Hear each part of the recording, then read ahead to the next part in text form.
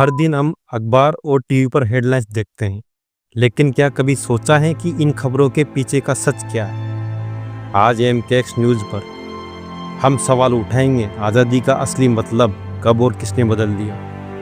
हमारे देश में आज़ादी मिली आज से नहीं 70 साल पहले, लेकिन क्या आपको लगता है हम आज भी उसी आज़ादी के मायने समझते हैं? आज मैं आपको दिखाऊंगा वो तस्वीरें, वो रिपोर्ट्स और वो सच्चाई जो आपको सोचने पर मजबूर कर देगी कि आज़ादी का असली मतलब कब और किसने बदल दिया। कभी हमने इतिहास की किताबों में पढ़ा था, आज़ादी का मतलब है बिना डर के सच कहना और सही काम करना। लेकिन आज की हेडलाइंस पढ़कर लगता है कुछ लोगों के लिए आज़ादी का मतलब ही बदल चुका है। कई मीडिया रिपोर्ट्स कहती हैं मरीज इलाज के लिए जाता है और वापस आता है लंबी लंबी बिल लिस्ट के साथ।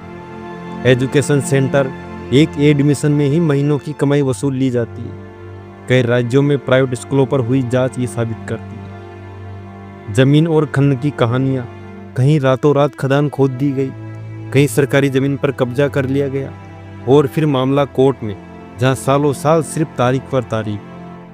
न्याय के गलियारों में भी कभी कभी बड़े अपराधियों को बेल मिलने की खबर आती है, तो कभी रेप पीड़िता को इंसाफ का इंतजार सालों तक रहता है। मनोरंजन और खेल में कोई स्टार ऑनलाइन सट्टेबाजी प्रमोट करता है। इन्फ्लुएंसर फॉलोअर्स के चक्कर में स्क्रिप्टेड सच दिखाते हैं। खाद्य सुरक्षा विभाग की रेड में कहीं मिलावट मिला, कहीं एक्सपायरी डेट बदलकर प्रोडक्ट बेचे गए।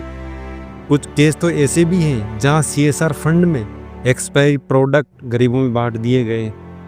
शिक्षा जगत, पेपर लीक, नकल माफिया और विरोध करने वाले छात्रों पर लाठीचार्ज। और याद रखिए, ये सब बातें हवा में नहीं है, ये घटनाएं मीडिया रिपोर्ट्स और सरकारी फाइलों और अदालत के रिकॉर्ड में दर्ज है। तो क्या देश में आज़ादी नहीं है?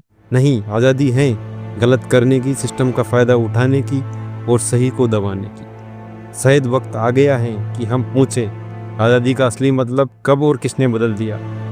अगर आप भी सच के साथ खड़े हैं तो एमकेएक्स न्यूज़ को सब्सक्राइब करें, इस वीडियो को ज़्यादा से ज़्यादा लोगों तक पहुंचाएं और हमारे मिशन सच को सच कहने का हिस्सा बने। धन्यवाद। जय हिंद, जय भारत।